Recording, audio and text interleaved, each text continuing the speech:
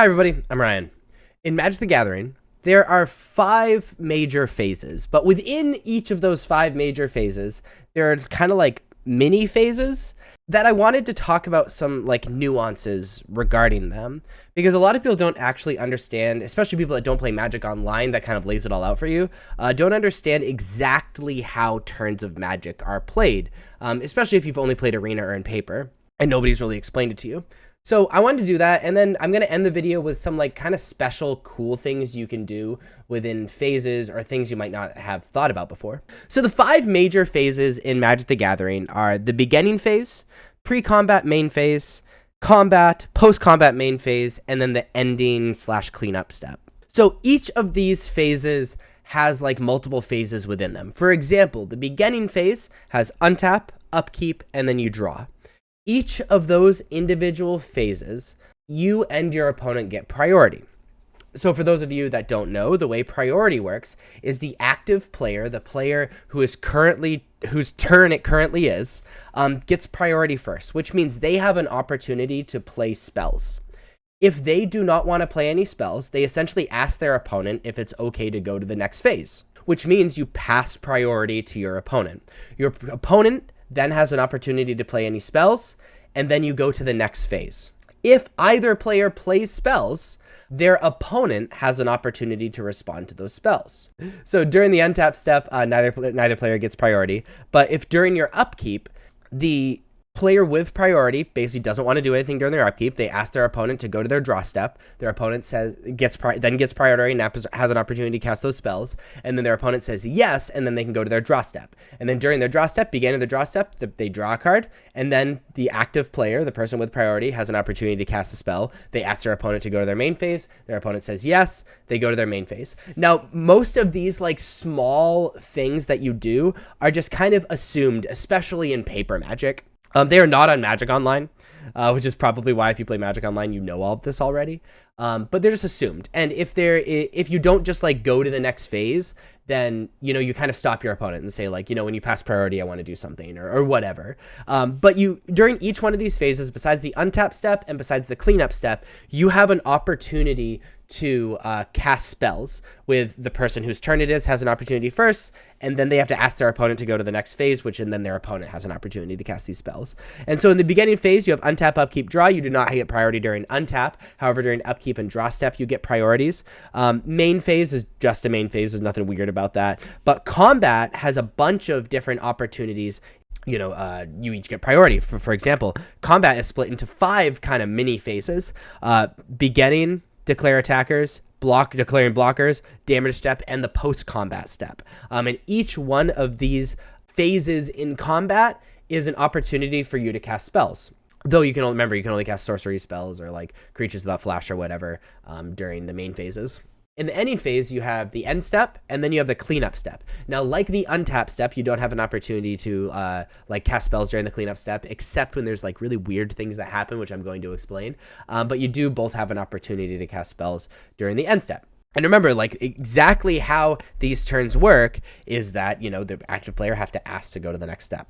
So that's how turns actually work in Magic the Gathering. So a lot of it's glossed over and a lot of it's shortcutted in paper Magic, because if you like literally ask for every single phase, it wouldn't be a thing. Like it would be super annoying to like play paper Magic if you have to ask for every single one. So we don't. We just assume and then we stop each other. Now, there is some weirdness you can do during these phases, and I'm going to talk about 3 things that are probably the most common weird things to do, besides doing things during upkeep or doing things during your opponent's end step or whatever, to like use your mana right before your upkeep. Because I think those are really obvious things that you learn, you know, in the first couple weeks of you playing Magic. What's kind of cool is you get priority during your opponent's draw step.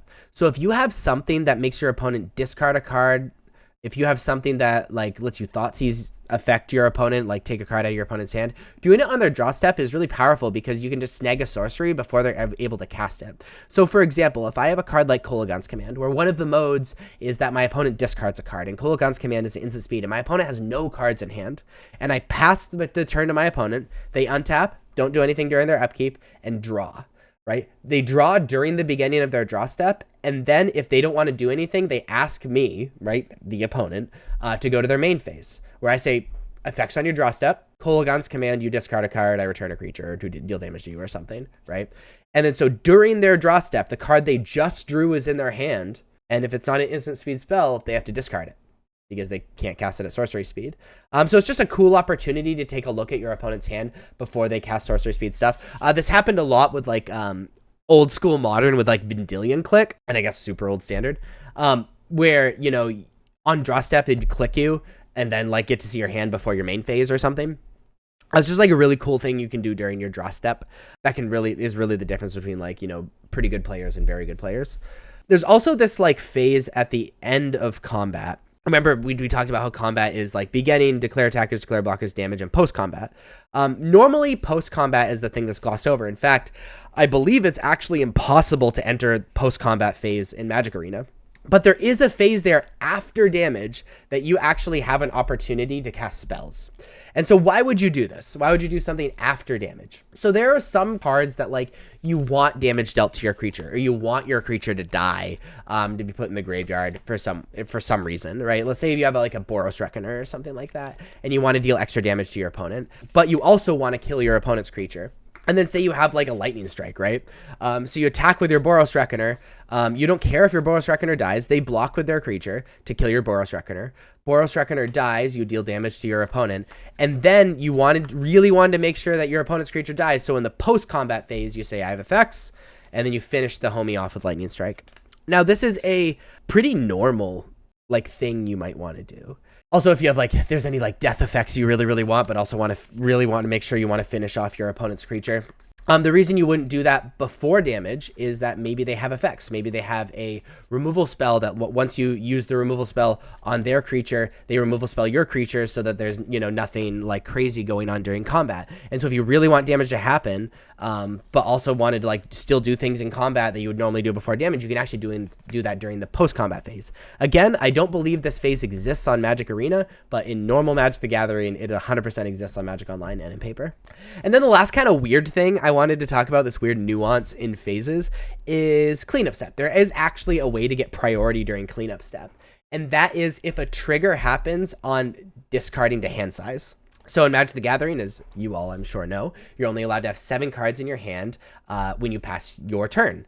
So during your cleanup step, a part of it is checking if you have more than 7 cards in your hand, and if you do, you have to discard down to 7. Now, some cards say when you discard this card, something happens, which means you and your opponent get priority again during the cleanup step. And you both have opportunities to cast instant speed spells. So this happens to me. One of my primary deck in Vintage on Magic Online is Bazaar Baghdad. And so this very often happens if I don't have a Bazaar Baghdad and I discard like a Root Wall at a hand size. Madness is a trigger. We both get an opportunity to cast spells. I put the Root Wall on the stack during cleanup step. We both have our opportunity to cast spells.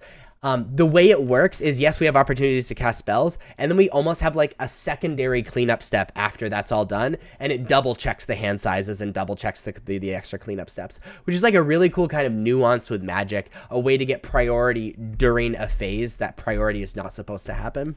Just kind of a neat thing that I thought you'd all want to know about, which is what this whole video is. You know, I want to make people better at Magic and understanding that like, there is like kind of a gatekeepy thing to understanding exactly the small, tiny nuances of how Magic the Gathering turns work. And I wanted to kind of talk about that.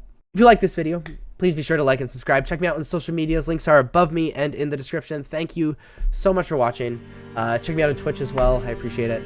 I'll see you guys next time. Bye-bye.